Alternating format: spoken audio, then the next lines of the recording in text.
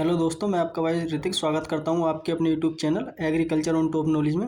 तो दोस्तों, जैसे कि आपका क्या है, आज 28 फरवरी को एग्रोनॉमी जो हमारे प्यारे भाई थे कक्षा 11 में, ठीक है, यानी कि कृषि भाग वाले विद्यार्थी थे, उनका जो पेपर था वो मेरे पास आ चुका है। ठीक है, तो अब क्या मैं इसे सोल्व कराने वाला हूँ, तो आप हमारी वीडियो में शुरू से लेकर आखिर तक बने रहें। आप अपने क्या है अंदाज़ा लगा सकते हैं कि हमने कितने क्वेश्चन ठीक करे। जो मैंने पेपर देखा है, वैसे जो मैंने आपका मॉडल पेपर देखा होगा, ठीक है, आपने अगर मेरा मॉडल पेपर देखा होगा सोल्व कराया हुआ, तो उसी से क्या ज़्यादातर क्या एग्जाम में आया है। ठीक, उससे क्या आया है। और जो मैंने कल्टीवेशन कराई है अपने यूट्यूब चैनल पर, उनमें से क्या कई कल्टीवेशन क्या जितनी भी कल्टीवेशन है वो सब क्या आई हैं इसमें से। ठीक है, तो चलते हैं, क्या टाइम वेस्ट करें, देखते हैं क्या क्या है। ठीक है, ये जो क्लास है कृषि विभाग के जो विद्यार्थी उनके लिए है। ठीक, 2025 का आप देख सकते हैं, ये आज का ही पेपर है। ठीक है, तो चलते हैं, गैर टाइम वेस्ट करें। इसमें कुछ निर्देश दिए हैं, आपने क्या अच्छी तरह से पढ़ लिए होंगे जब आप एग्जाम में दे रहे होंगे। तो दोस्तों, सबसे पहले हम चलते हैं बहुविकल्प प्रश्न। ठीक, किस पर? बहुविकल्प प्रश्न पर। ठीक है, मल्टीपल चॉइस क्वेश्चन।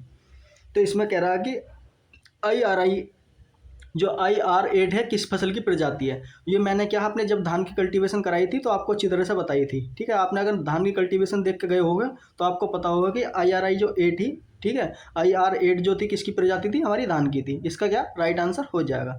निपिंग किस फसल में किया जाता है, किस में निपिंग जो है किस फसल में किया जाता है। तो अगर आपने चने की खेती देखी होगी, ठीक है, किसकी, चने की कल्टीवेशन देखी होगी, मैंने अपने क्या इस पर कराई थी यूट्यूब चैनल पर, तो उसमें क्या निपिंग की क्रिया कराई जाती है। तो ये किस में कराई जाती है, जो हमारी दलहनी फसलें होती हैं यानी कि चने में कराई जाती है निपिंग। ठीक, निपिंग क्या होती है, जो एक्स्ट्रा ब्रांच होती है, मतलब जब क्या ब्रांच निकलनी स्टार्ट होती हैं तो उन्हें क्या ऊपर से क्या तोड़ लेते हैं। ठीक, उसके बारे में क्या मैंने आपको बताया था।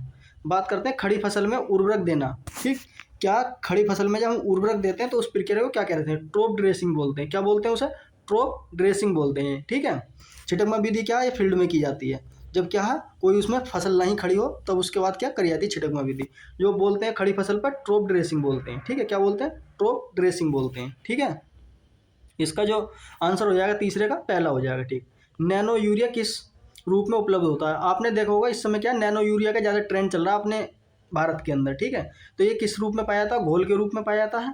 ठीक है, रबड़ के पाउडर के रूप में, इनमें से कोई नहीं। आपको पता होगा जो नैनो यूरिया मिलता है हमें क्या बोतल में मिलता है, तो किसके रूप में मिलता है, वो लिक्विड तरह से मिलता है, तो घोल के रूप में। ठीक है, इसका भी आंसर क्या हो जाएगा, हमारा पहला हो जाएगा। ओके, बहुत ही अच्छा पेपर आया था। अगर आपने मेरे यूट्यूब चैनल पर जितनी वीडियो थी वो देखी होंगी तो बिल्कुल अच्छा गया होगा आपका पेपर। ठीक है, बात करते हैं लास्ट का जो ऑप्शन है, खेती के लिए सबसे उपयुक्त मृदा कौन सी होती है। ये तो बहुत ही सिंपल और साधारण सवाल है, जड़ और मृदा। ठीक है, आपने क्या कई बार जब आप किताब पढ़ी होगी तब अच्छी तरह से आपने क्या पढ़ा होगा। ठीक है, ये सब क्या है इंग्लिश में है नीचे, ये सब चीज़। ठीक है, यही चीज़ क्या है इंग्लिश में नीचे है। ठीक है, जैसे कि IRI8 किस वैरायटी, मतलब किसकी वैरायटी है, तो मैंने बताया था पैडी की। ठीक है, किसकी है, पैडी की है।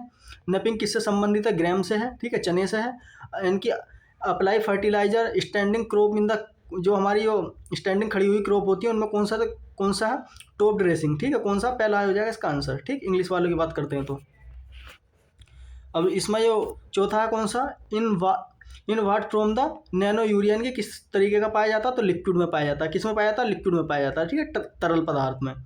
The most suitable for soil farming, यानी कि जो हमारी क्रॉप है, मतलब क्रॉप को करने के लिए सबसे उपयुक्त कौन सी होती है, सैंडी लोम सोयल। कौन सी, सैंडी लोम सोयल। ओके, अब चलते हैं इसके कुछ निश्चित उत्तरीय प्रश्न है। ठीक है, अगर आप मेरी पूरी वीडियो देख के गए होगे यूट्यूब चैनल पर तो आपके लिए बहुत ही हेल्पफुल रहा होगा, आपका पेपर अच्छा ही गया होगा। ठीक है, बहुत ही बढ़िया गया होगा। और आपने मेरे यूट्यूब पर जितनी भी क्लासें थी वो देखी होंगी तो सारी।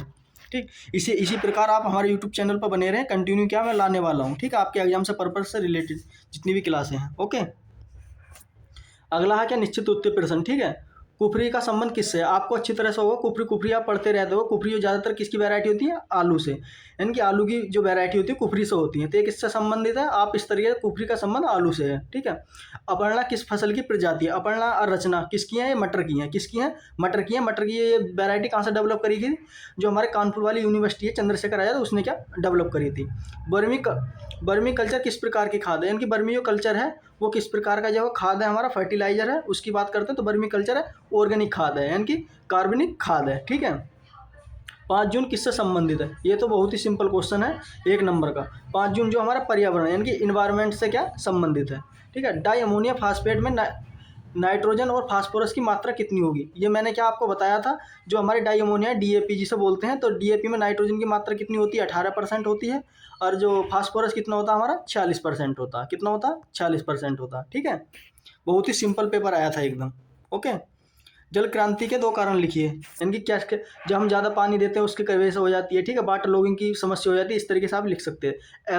एरोइंग आपको मॉडल पेपर में भी देखा होगा, उसमें भी दिखाया गया था। एरोइंग क्या, गन्ने की जो निकली हुई परिपक्वता दिखाई जाती है, उसे क्या बोलते हैं, हम एरोइंग बोलते हैं। ठीक है, गेहूँ एवं धान का प्रमुख खरपतवार, मोथा गेहूँ में क्या लिख सकते थे आप, क्या लिख सकते, बथुआ लिख सकते थे, गेहूँ का मामा लिख सकते थे। ठीक है, ये क्या इसके थे। और धान में क्या लिख सकते थे, मोथा लिख देते हैं, मोथा लिख सकते थे आप। और क्या लिख सकते थे, जलकुंभी भी क्या लिख सकते थे। ये क्या इसके मेजर खरपतवार थे।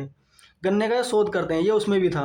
ठीक है, मॉडल पेपर में भी था। तो बाविस्टीन का क्या हम उपयोग करते हैं, किसका, बाविस्टीन का क्या हम उपयोग करते थे। ठीक है, मिट्टी के भौतिक गुण क्या कौन कौन से हैं। ठीक है, किस तरीके का स्ट्रक्चर है, टेक्सचर है, मतलब ये सब क्या इसके बारे में लिखना था।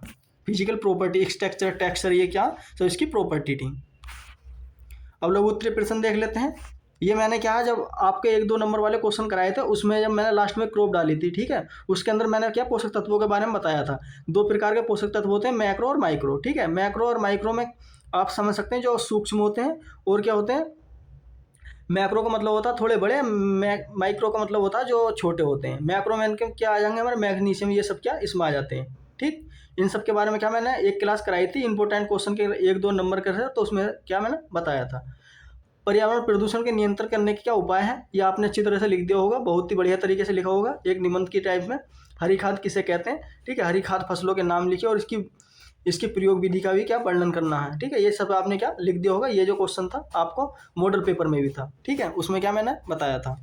पेपर बहुत ही सिंपल आया था एकदम। ठीक, द्विगुरुत्वीय प्रश्न। ठीक है, देखो जितनी भी मैंने कल्टीवेशन ही अपने यूट्यूब चैनल पर करा रखी थी, ये सब अगर आपने देखी होंगी तो आपने बहुत ही अच्छे करके पेपर आए होंगे। ठीक है, आलू और सोयाबीन की पूछा था, ये मैंने कल्टीवेशन क्या करा रखी है। ठीक, आप यह इन वाले क्वेश्चन थे, यही नहीं करा रखे थे खाली। मिट्टी की संरचना और भौतिक एवं रासायनिक कारकों का प्रभाव क्या होता है, ये सब चीज़ के बारे में क्या इसमें पूछा था। ठीक, जो मैंने कल्टीवेशन ही आप क्या कराए करके आए होंगे 100%। गन्ने की खेती भी क्या मैंने करा रखी थी। ठीक है, गन्ने की खेती क्या करा रखी थी, ये गन्ने की खेती उसका पेड़ी का कैसे प्रबंधन करते हैं उसके बारे में क्या मैंने बता रखा था आपको। ठीक है, उन सब के बारे में क्या आपको बता रखा था।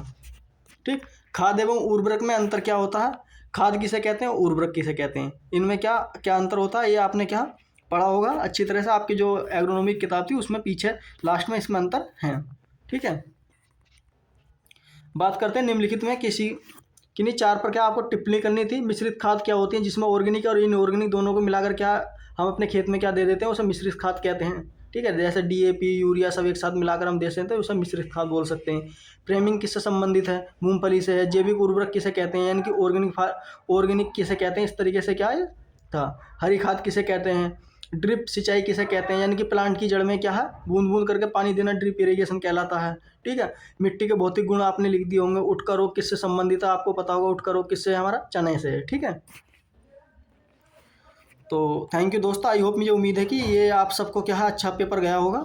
ठीक है, आपने क्या आप इसी हिसाब से क्या आप आंसर में क्या अपना लगा सकते हैं कि हमने कितने अच्छा क्या कर गए हैं। ठीक है, तो दोस्तों बने रहें हमारे यूट्यूब चैनल के साथ, इसी प्रकार की क्या कंटिन्यू आपको वीडियो मिलती रहेंगी। ठीक है, तो मिलते हैं इसी प्रकार की अगली वीडियो में। ठीक, अगर आप सारे नोट्स चाहते हैं तो अपने दोस्तों को 5 दोस्तों तक अपने चैनल को इसे ज़रूर शेयर करें। आपका ही चैनल है, आप ये सपोर्ट करें। ठीक है, अगर आप सपोर्ट करोगे तो मैं भी आपके लिए इसी तरीके से क्या मेहनत करता रहूँगा और फ्री नोट्स आपको प्रोवाइड कराता रहूँगा। तो थैंक यू दोस्तों, मिलते हैं अगली वीडियो में, तब तक के लिए हमें इजाज़त दें, धन्यवाद।